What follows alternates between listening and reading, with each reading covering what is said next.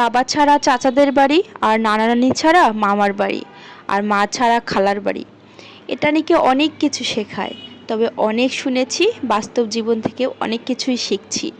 তো আজকে নানির বাড়িতে আসলাম। নানির বাড়িতে এসে খুব মিস করছি নানা নানিকে এবং আমার মামাকে। তো আমার নানির বাড়িতে এসে কি করছি আজকে আমি আমার নানির বাড়ি এবং আমার খালার বাড়ি আপনাদের সাথে দেখাবো আপনাদেরকে, এবং আপনাদের সাথে শেয়ার করব অনেক কিছুই। সো হ্যালো এভরিওয়ান, আসসালামু আলাইকুম। কেমন আছেন সবাই? আই হোপ আপনারা সবাই ভালো আছেন, আমিও ভালো আছি। তো প্রথমেই এই বাড়িটা দেখতে পাচ্ছেন, এটা আমার নানির বাড়ি, আমার মামার। এটা করে রেখেছিল ভাড়া দেওয়ার জন্য। দেন এই যে ব্রাক অফিসটা দেখতে পাচ্ছেন, এটা আমার নানার বাড়ি, মানে এখন আমার মামার বাড়ি।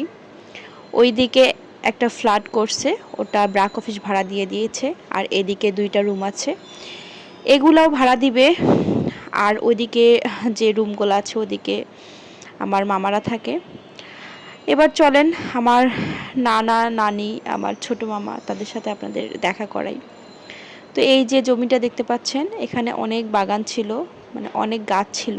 তো ওগুলো কেটে কেটে আবার নতুন গাছ লাগিয়েছেন। দেন এই যে দেখতে পাচ্ছেন, এখানে 3টা কবর।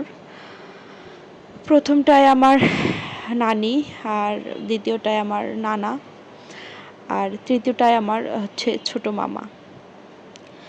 তো যেটা বলছিলাম আর কি, যে নানা নানি ছাড়া মামার বাড়ি, বিষয়টা শুনেছি যে আগে অনেক ভয়ানক, তবে এখন বাস্তবে দেখতেছি আসলেই ভয়ানক। আপনারা তো অনেকেই জানেন যে আমার বাবা নেই, আমি আমার বড় আপুর কাছে মানুষ হয়েছি, বড় হয়েছি।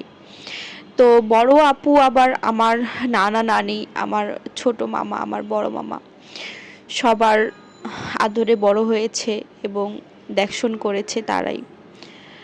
তো যাই হোক, পরিস্থিতি এবং পরিস্থিতি তো মানতেই হবে।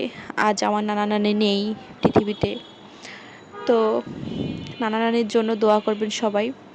আর এটাই হচ্ছে আমার নানা নানির বাড়ি, এখন মামা আছে, মামার বাড়ি। আর এইদিকে দেখতে পাচ্ছেন, এটা আমার মেজো আন্টি বাড়ি করতেছে। আর এটা মাটির বাড়ি, এটা হচ্ছে আমার মেজো আন্টির বাড়ি। তো আসলে বাস্তব আসলেই অনেক কঠিন, সেটা জীবনে আমি বুঝতেছি। যেমন বাবা নাই, বাবা যখন পৃথিবী থেকে বিদায় নিয়েছেন, তখনও হয়তো বা সবার কাছেই ভালো ছিলাম, মোটামুটি আমরা 2 বোন। কিন্তু যেই বাবা নাই, সেই সবার কাছে অবহেলার পাত্রী হয়ে গেছি।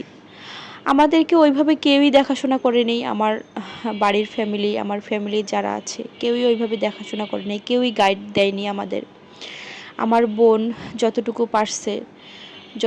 পারছে আমাকে মানুষ করিয়েছেন, এবং আপু মানুষ হয়েছেন, এবং আমার নানা নানি খালা সবাই হেল্প করেছে। তো যাই হোক, কোনো একদিন হয়তোবা শেয়ার করব আমার জীবনের পুরো কাহিনী। তো আজকে আর নাই বলি, তবে অনেক মিস করছি আমার নানা নানিকে। নানাকে নানা দেখতাম না, নানা বুঝতাম না, নানা বাবা বলেই ডাকতাম, নানা আব্বা বলে ডাকতাম। তো যাই হোক, এখন চলে যাচ্ছি, সবাই ভালো থাকবেন। আল্লাহ।